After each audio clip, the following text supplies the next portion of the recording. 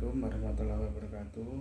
Perkenalkan, nama saya Nur Rohim dari kelas 22A1, NIM 221F10133, Prodi Pendidikan Luar Biasa, mata kuliah Pendidikan Anak Tunadaksa dengan dosen pembimbing Ibu Sugihartati SPD MPD.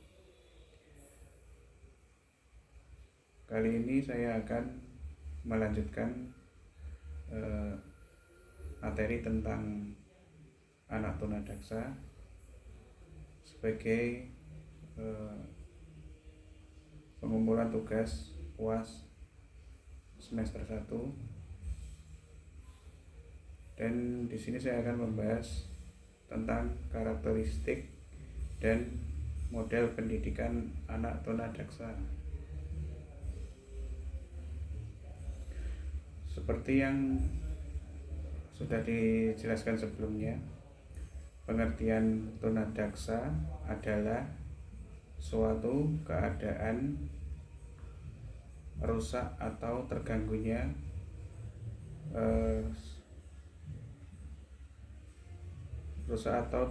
sebagai akibat dari bentuk atau hambatan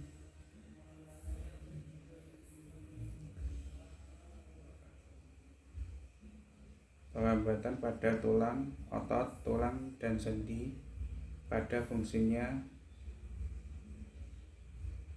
dalam fungsinya yang normal. Kondisi tersebut dapat disebabkan karena penyakit, kecelakaan, atau bawaan. Anak tunadaksa dapat didefinisikan sebagai penyandang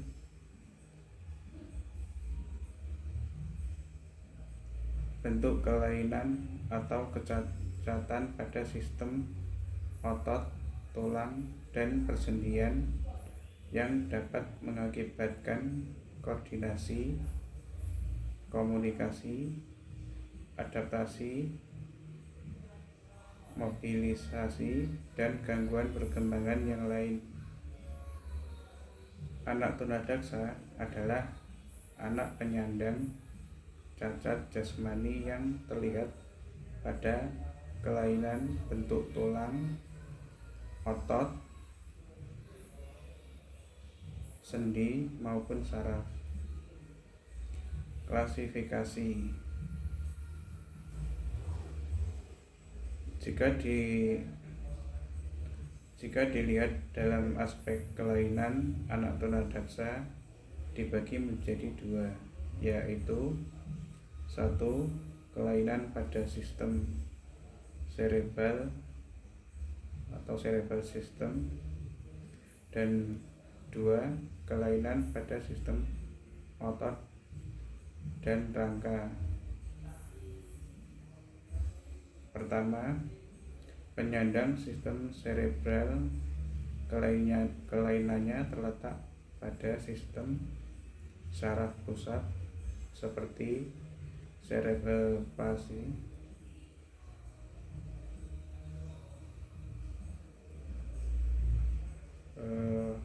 atau kelumpuhan otak. Hal tersebut ditandai dengan adanya kelainan gerak, sikap, atau bentuk tubuh,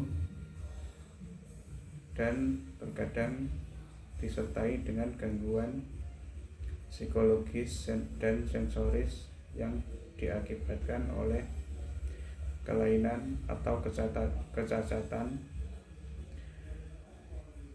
pada masa perkembangan otak. Dari aspek kecacatan cerebral palsy dapat dibedakan menjadi 1. Ringan dengan ciri-ciri dapat berjalan tanpa alat bantu, berbicara jelas, dan berdiri.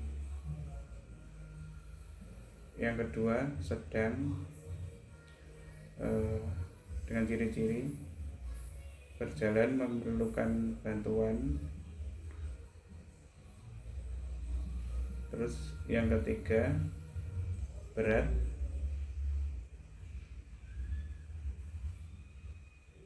yaitu dengan ciri-ciri membutuhkan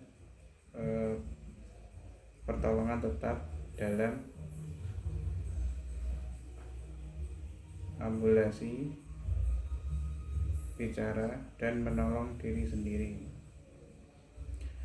Dari segi letak kelainan di otak serta fungsi gerak cerebral dapat dibedakan menjadi: satu, spastik dengan ciri-ciri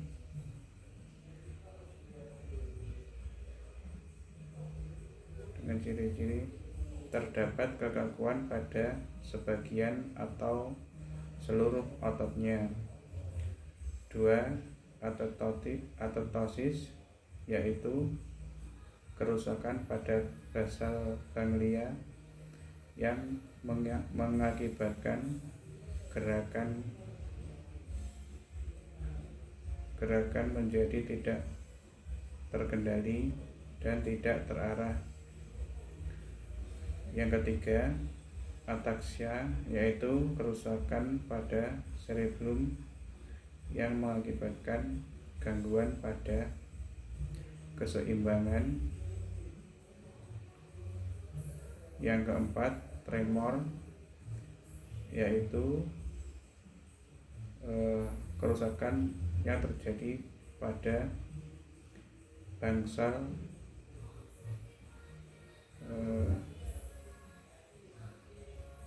basal ganglia yang berakibatkan timbulnya getaran berirama baik yang teratur maupun tidak.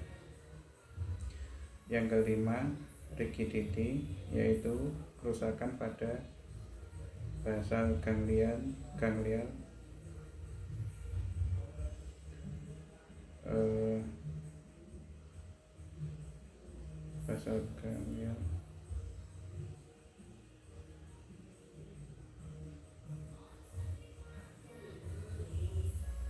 yang mengakibatkan kekakuan pada otot-otot.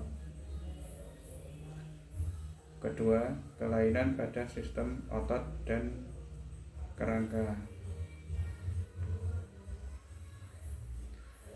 atau musculus skeletal dibedakan menjadi: satu, poliomyelitis, yaitu suatu infeksi pada sumsum tulang belakang yang diakibatkan oleh virus polio. Kelumpuhan karena polio dapat dibedakan lagi menjadi beberapa tipe, yaitu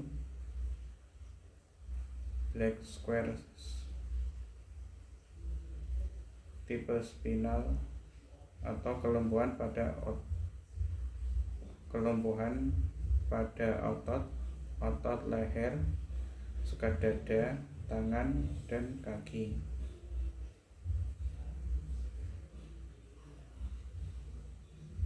Selanjutnya, black square tipe globule, kelumpuhan fungsi motorik atau satu saraf tepi.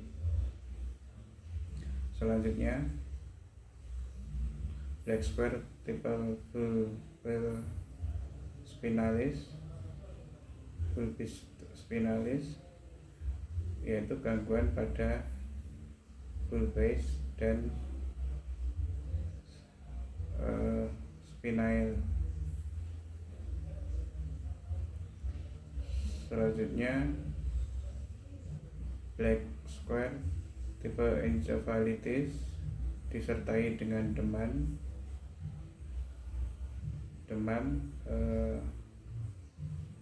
kejang, kesadaran menurun, dan terkadang tremor.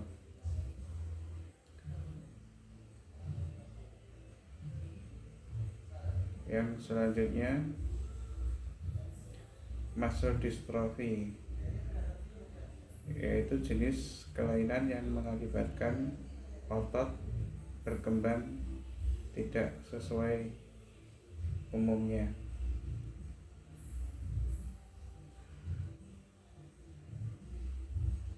Kelumpuhan yang sifatnya progresif dan simetris biasanya karena keturunan. Yang ketiga, spina bifida, yaitu jenis kelainan pada tulang belakang yang ditandai dengan terbukanya satu ruas tulang belakang dan tidak tertutupnya kembali selama proses perkembangan, yang mengakibatkan terjadinya kelumpuhan atau rhodocephalus, pembesaran kepala. Sedangkan dalam aspek banyaknya anggota tubuh yang lumpuh, tunadaksa dapat dibagi menjadi 1. Monoplegia,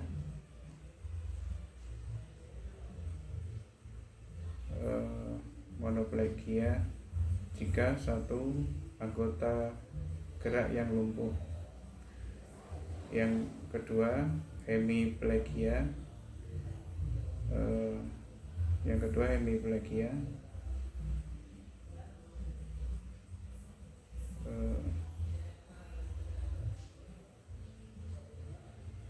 Jika terdapat lumpuh pada anggota gerak atas dan bawah pada sisi yang sama. Yang ketiga, paraplegia, jika terjadi kelumpuhan pada dua tangan atau kedua kaki. Yang keempat,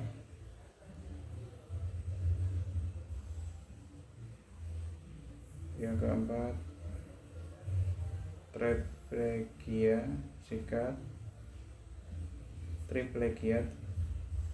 jika terjadi pada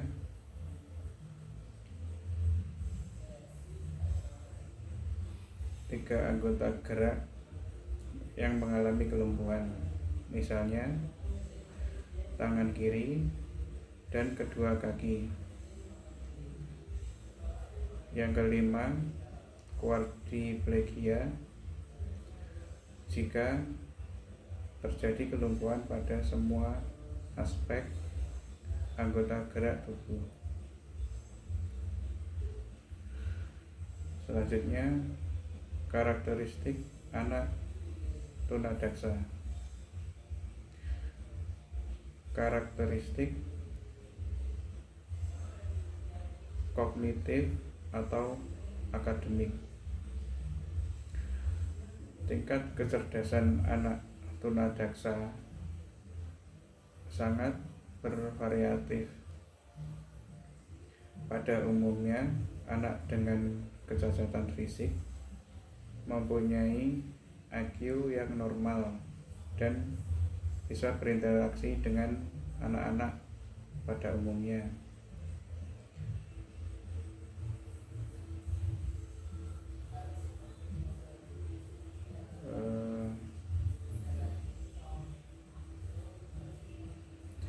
Untuk anak cerebral palsy, dalam Astatis 1990 melakukan kajian bahwa 45% anak cerebral palsy dapat mengalami keterbelakangan mental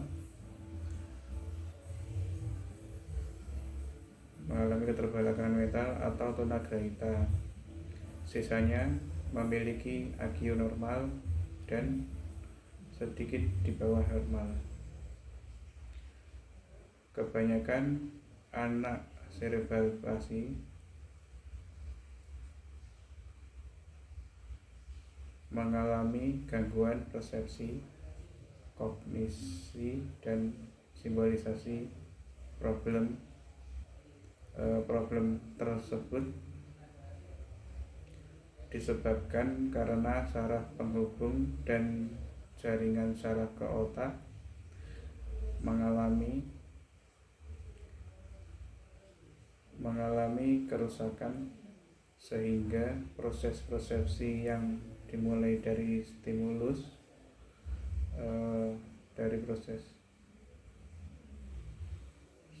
merangsang alat maka akan diteruskan ke otak oleh saraf sensoris, kemudian ke otak mengalami gangguan.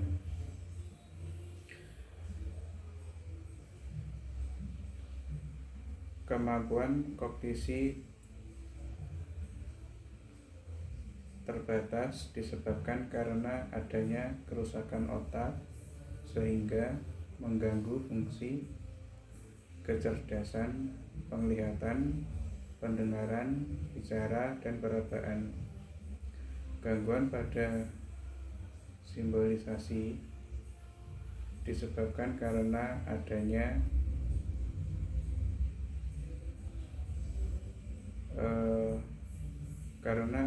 kesulitan dalam menerjemahkan apa yang didengar dan dilihat. Kesemua problem tersebut akhirnya dapat mempengaruhi belajar anak. Yang selanjutnya, karakteristik sosial dan emosi. Sama halnya dengan anak-anak berkebutuhan khusus yang lain, anak tunadaksa hampir mayoritas atau tidak semuanya mengalami perasaan-perasaan negatif seperti merasa rendah diri, tidak berguna, dan lain-lain. Akhirnya perasaan-perasaan negatif tersebut mempengaruhi emosi dan perkembangan sosial. Namun ada beberapa anak tunadaksa yang tidak terpengaruh. Mereka yang tidak terpengaruh dengan kondisi fisik ini bisa survive hingga mampu mempengaruhi lingkungan sekitar. Salah satu contohnya adalah motivator handal asal Jepang bernama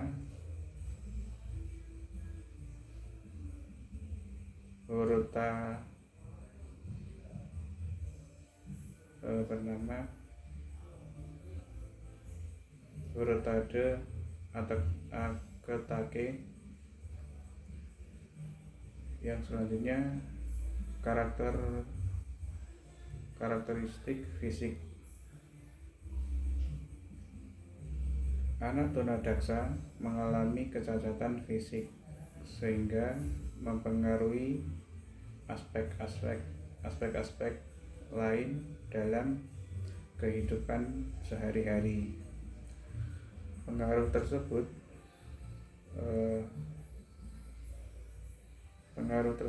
terlihat dalam melakukan aktivitas ADL atau activity daily living, problem penglihatan, gangguan bicara, dan lain-lain. Anak cerebral palsy mengalami gangguan turunan yang paling banyak. Mereka kebanyakan mengalami gangguan bicara. Gangguan bicara disebabkan karena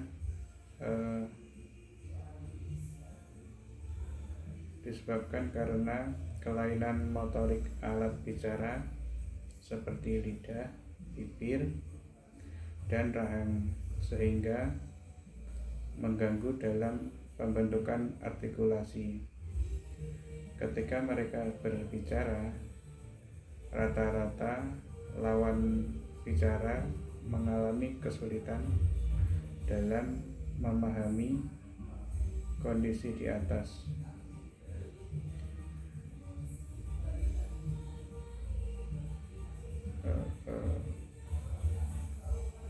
Kondisi di atas salah satunya dapat disebabkan oleh afasia sensoris, artinya ketidakmampuan bicara karena organ reseptor anak terganggu fungsinya. Selain itu juga bisa disebabkan afasia motorik, yaitu kondisi anak CP bisa menangkap informasi dari lingkungan sekitar melalui indera pendengaran, tetapi ia tidak mampu melakukan timbal balik atau respon. Anak cerebral palsy juga mengalami kerusakan pada piramidal dan ekstrapiramidal atau jaringan saraf. Bagian dari sistem motorik yang berfungsi mengatur sistem motorik karena terjadi sistem trouble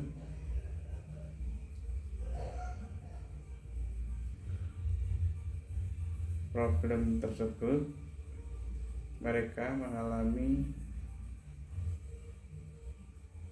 kekakuan, problem keseimbangan, tidak dapat mengendalikan gerakan, dan lain-lain. Selanjutnya, pendidikan anak tunadaksa. Seperti halnya dengan anak-anak normal lainnya, anak tunadaksa memerlukan layanan pendidikan. Pendidikan anak tunadaksa mempunyai dua tujuan utama, yakni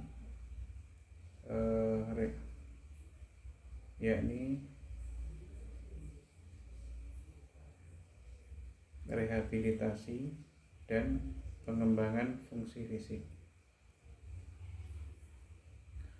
Tujuannya adalah mengatasi problem utama mereka, yaitu mengatasi permasalahan yang timbul akibat langsung maupun tidak langsung dari kecacatan anak.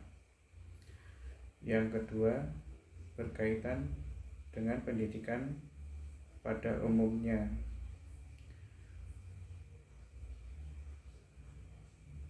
Menyiapkan anak agar memiliki sikap, pengetahuan, dan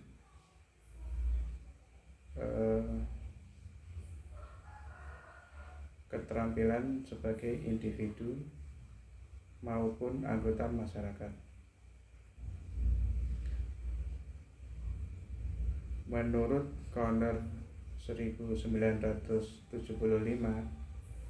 seperti yang dikutip oleh Sriwidati, ada 7 aspek yang perlu dikembangkan pada diri anak tunadaksa, yaitu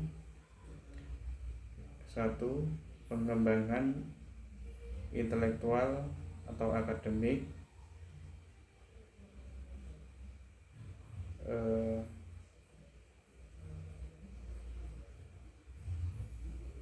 pengembangan intelektual dan akademik. Yang kedua, perkembangan fisik. Yang ketiga, meningkatkan perkembangan emosi dan penerimaan diri. Yang keempat, mematangkan aspek sosial. Yang kelima, mematangkan moral dan spiritual.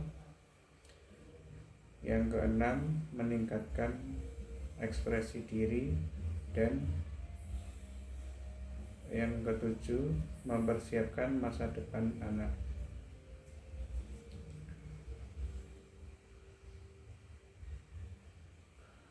Anak-anak tunadaksa dapat bersekolah di sekolah reguler, sekolah inklusi, dan sekolah khusus seperti sekolah luar biasa atau SLB dan YPAC atau Yayasan Pendidikan Anak Cacat.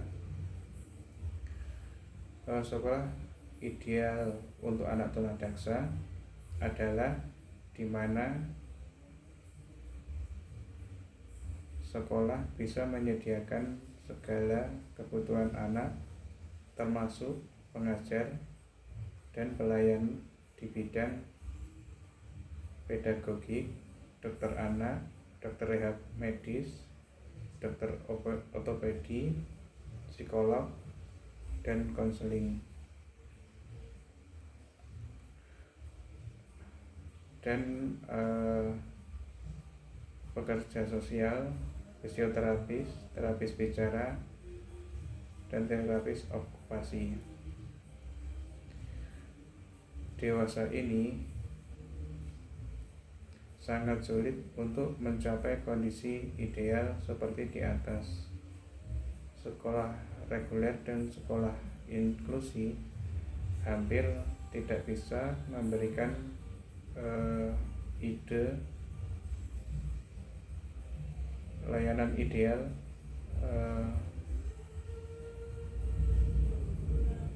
model pendidikan seperti YPAC memungkinkan anak tunadaksa mendapatkan pelayanan yang maksimal dan ideal, sedangkan pendekatan pembelajaran anak tunadaksa bisa melalui pendekatan kelas reguler atau pendidikan individual. Ada pembelajaran khusus yang dapat diperoleh dan harus diperoleh anak tunadaksa, yaitu pembelajaran khusus tersebut diantaranya: 1. Rehabilitasi fisik. 2. Bina gerak. Yang ketiga, bina diri.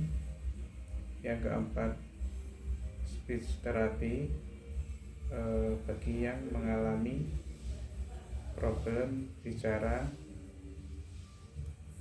Yang kelima, vokasional atau program khusus yang dirancang untuk anak-anak tunadaksa.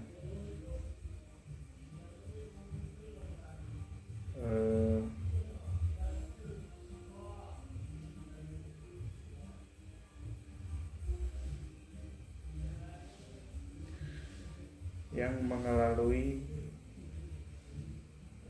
tahapan yang bernama asesmen.